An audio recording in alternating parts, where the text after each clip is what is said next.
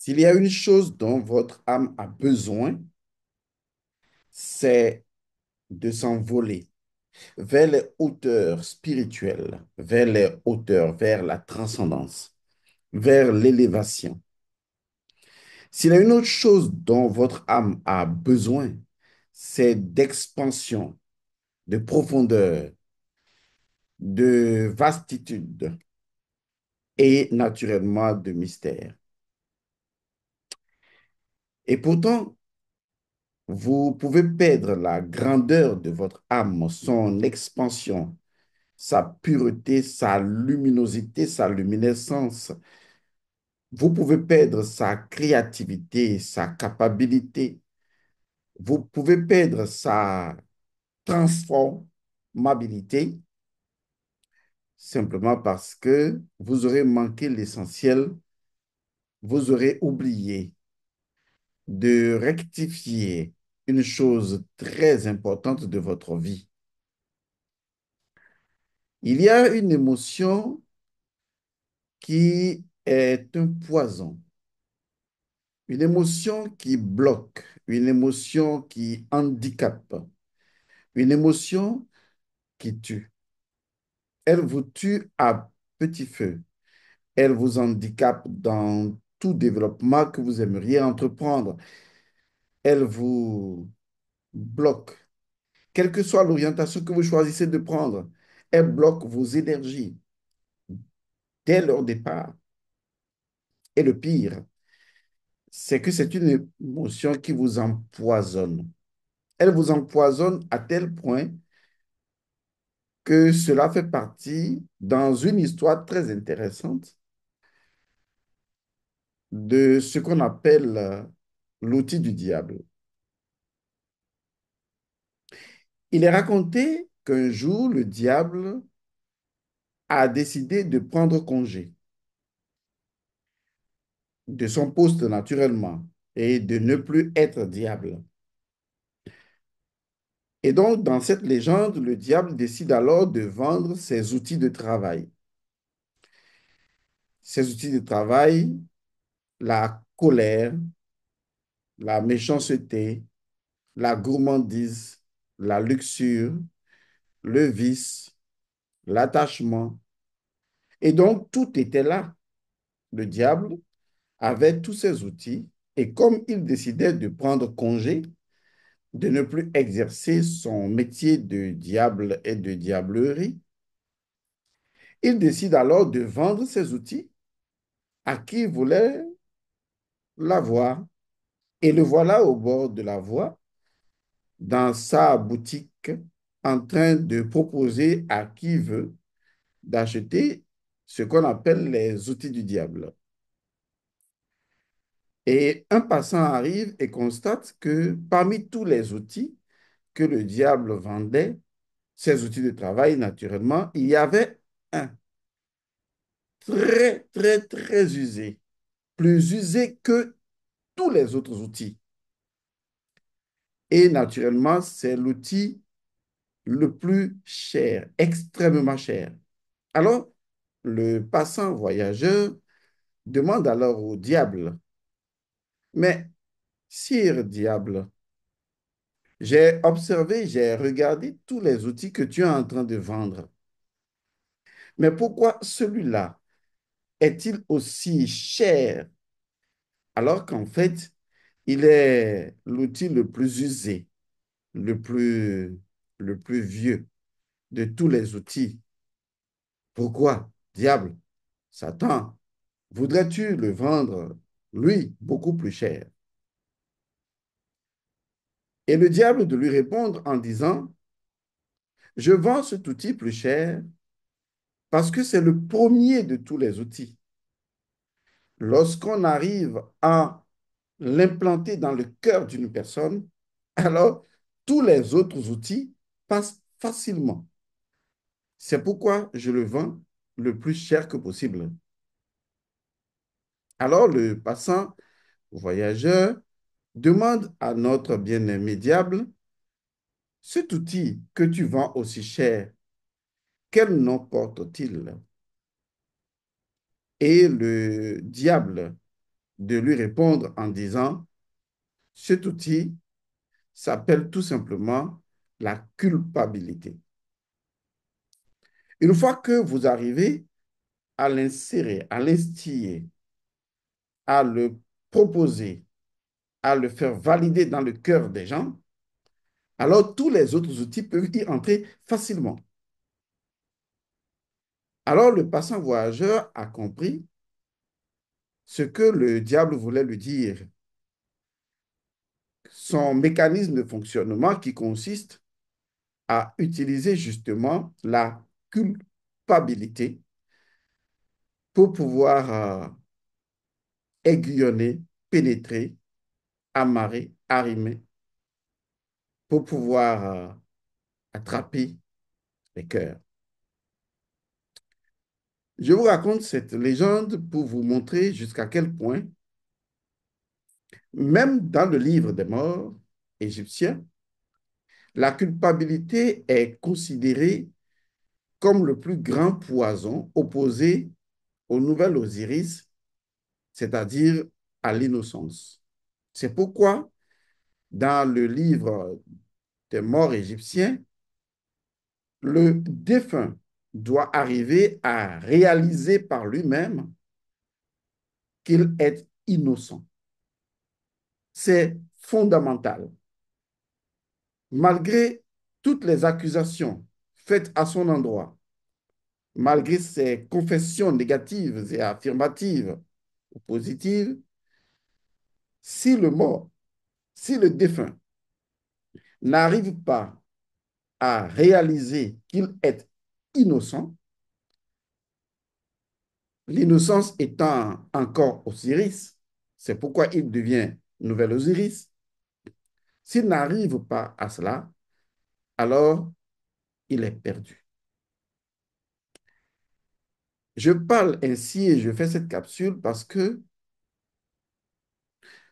je voudrais vous expliquer, pas vraiment vous définir, mais je voudrais clarifier, je voudrais vous faire comprendre ce que signifie fondamentalement, principalement la culpabilité. Chacun d'entre vous détient un pouvoir. Ce pouvoir, il y a renoncé. Vous avez renoncé à ce pouvoir, vous avez renoncé à cette disposition inhérente à votre propre essence. Cette disposition est en relation avec la déesse Isis et vous y avez renoncé, c'est votre pouvoir, c'est à vous. Cela vous est naturellement donné, c'est possible, mais vous y avez renoncé. Et alors, il est né de cet abandon, de ce pouvoir. Il est né un enfant illégitime, corrompu, qui s'appelle tout simplement la culpabilité. Quand vous faites l'historique de votre vie, il y a tellement de culpabilité en vous, tellement de frustration, de regrets, tellement d'émotions négatives. Et vous n'arrivez pas à accepter cela. Il y a des choses de vous que vous êtes incapable d'admettre, comme si des fractions de vous ne vous convenaient pas, comme s'il y avait en vous une détestation de vous, de portions de vous qui revenaient à vous. Et vous avez ce mal-être intérieur qui pollue votre âme et vous empêche de trouver la plus grande de toutes les bénédictions, la paix intérieure. Ce que vous deviez savoir, la paix est toujours avant tout intérieure. Et donc dire la paix intérieure est une répétition qui n'est pas vraiment utile, car il n'y a jamais de paix si ce n'est de l'intérieur. Et donc aujourd'hui, vous vivez malheureux, vous vivez triste, vous n'arrivez pas à vous sortir de vos propres blocages émotionnels, de vos regrets, de votre solitude. de ces émotions qui vous empoisonnent la vie au quotidien. Vous n'arrivez pas, tout simplement parce que le diable a déjà mis le plus vieux de tous les outils dans votre cœur. Il est arrivé à vous faire vous sentir coupable, comme les religions ont commencé au commencement, à vous faire vous sentir coupable, avec une histoire bidonvilloise, regrettable, une histoire machiavélique, machiavéliquement orchestrée, une histoire corrompue, malveillante, une histoire ténébreuse, obscure, une histoire tout bien inventée pour emprisonner votre âme. Il s'agit de l'histoire mensonge, bien mensongère du péché originel. Et chacun d'entre vous a validé ce contrat religieux dans lequel, eh bien, on vous a donné la culpabilité. Vous vous sentez coupable pour rien et pour tout. Comme si vous ne vous sentiez pas coupable, vous ne seriez pas bien. Et la société a repris cette chanson de culpabilité et la société cherche toujours à vous faire vous sentir coupable et vous-même, vous devez vous sentir coupable, autrement, la société vous verrait mal. Combien de fois ne vous a-t-on pas dit ou ne vous a-t-on pas fait sentir de vous sentir coupable? Et si vous ne le faites pas, vous êtes jugé par le regard des autres. Les autres vous regardent comme quelqu'un qui ne se culpabilise même pas. Parce qu'on a fait de la culpabilité, de ce poison, on en a fait une doxa, quelque chose qui doit être dans votre vie obligatoirement. Et quand les doigts de la société vous pointent, c'est toujours des doigts qui vous disent sens-toi coupable, sens-toi coupable, sens-toi coupable. L'éducation des parents envers les enfants, c'est toujours pour les faire se sentir coupables, tout comme les enfants à l'endroit des parents, leur comportement, c'est d'amener les parents à se sentir coupables d'une manière ou d'une autre. Et ce jeu de cache-cache, de souris et du chat se déroule dans la vie de couple où le mari veut que la femme se sente coupable et que la femme voudrait bien sûr que le mari se sente coupable et que le contraire donnerait immédiatement une idée d'une personne qui serait méchante. Vous avez donné beaucoup de place à la culpabilité. Vous avez déifié la culpabilité, je devrais même dire que vous l'avez divinisée. Vous avez fait de la culpabilité non plus une émotion, mais vous en avez fait une divinité, quelque chose que intérieurement, dans votre conscience, intentionnellement, vous adorez et vous espérez. Combien de fois vous-même, vous n'aimeriez pas vous sentir coupable, ça vous donne une façon de vous sentir bien parce que vous vous sentez coupable. Et quand vous ne le faites pas, vous avez l'impression que vous vous sentez peut-être trop orgueilleux. Vous avez vécu comme ça tout le temps. Mais vous n'aviez pas compris que vous étiez piégé par le diable.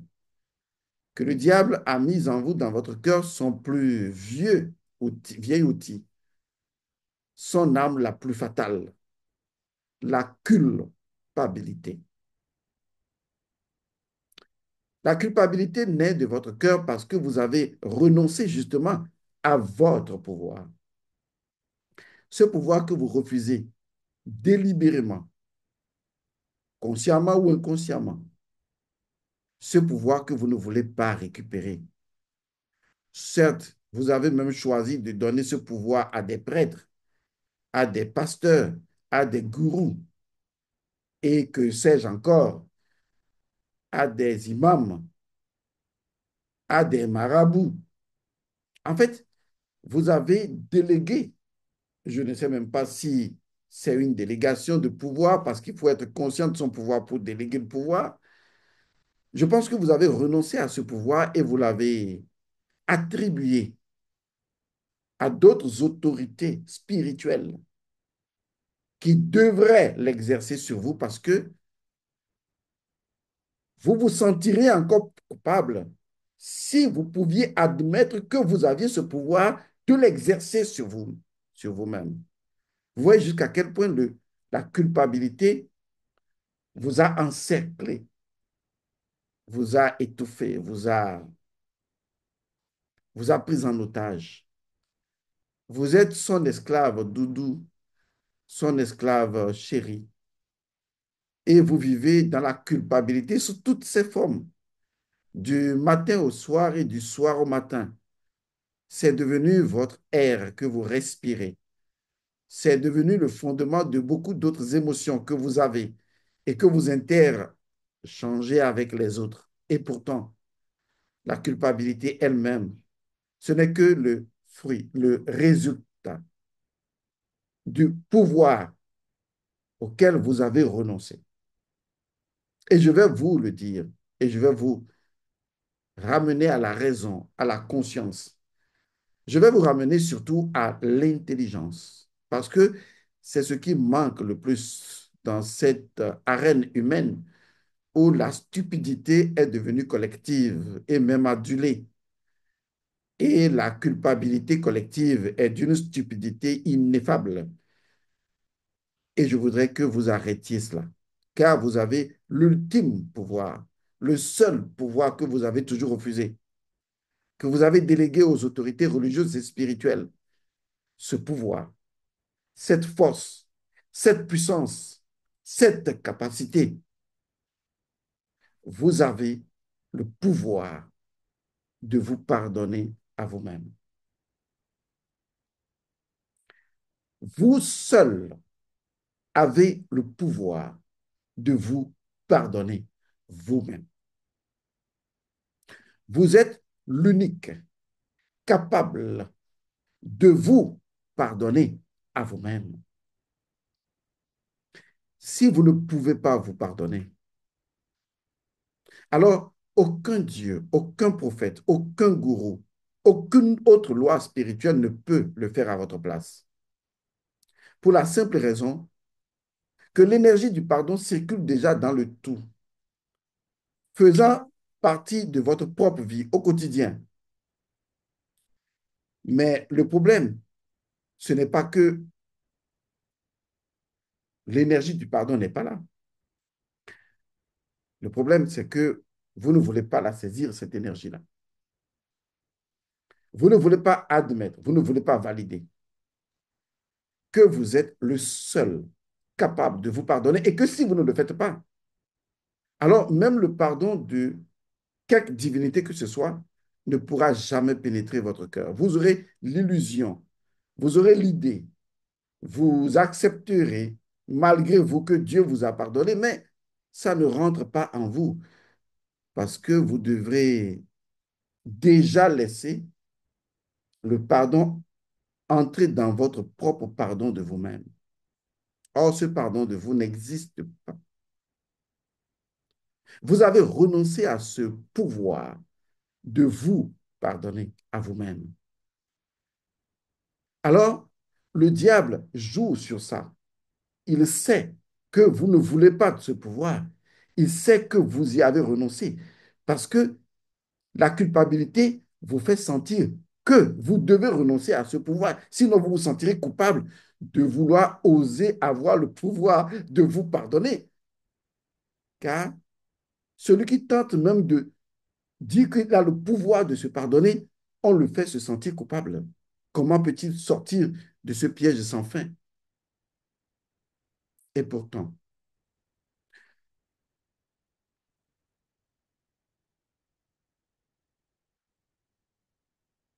vous avez ce pouvoir. Vous seul avez ce pouvoir. Et si vous ne pouvez pas vous pardonner, alors personne ne le pourra. Vous pouvez invoquer le pardon de Dieu, des anges, des esprits et même des ancêtres. À quoi servirait leur pardon si le concerné lui-même manque de la connaissance élémentaire d'accepter qu'il peut se pardonner à lui-même? Alors laissez-moi vous dire ceci. Vous avez le pouvoir de vous pardonner. Vous avez le pouvoir de vous absoudre de tous vos péchés, si c'est le mot qui vous plaît. Vous avez la possibilité de vous mettre devant vous-même, devant un miroir, de regarder cette personne, d'aller dans votre intention la plus profonde et de dire à cette personne, je te pardonne ton passé, ton présent, ton futur, de toute faute commise.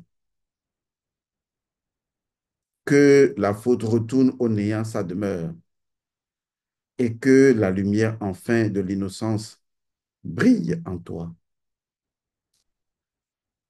Au nom de la vie suffit. Au nom de la vie suffit à la vie.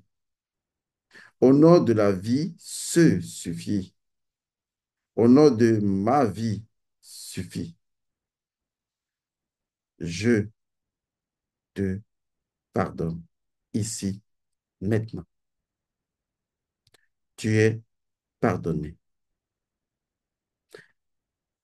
Si vous arrivez à exercer ce pouvoir, alors la culpabilité disparaîtra et tous les autres outils du diable disparaîtront. C'est là que vous me poserez la question de savoir, mais Monsieur Godson, si j'ai la possibilité ainsi de me pardonner, est-ce que ce n'est pas aisé de recommettre la faute ou est-ce que ce n'est pas aisé, ce n'est pas trop facile? Oui, c'est justement ce qu'on vous a fait croire. On vous a fait croire que vous pardonnez vous-même est trop facile. Voilà une autre forme de culpabilité. Et parce que vous avez fait ça une fois, on vous a culpabilisé même de l'avoir fait et vous y avez renoncé, comme l'éléphant quand il était petit. N'avait qu'une petite corde attachée à sa patte. Et il a essayé une, deux fois de rompre cette corde. Il n'y était pas arrivé et il a abandonné.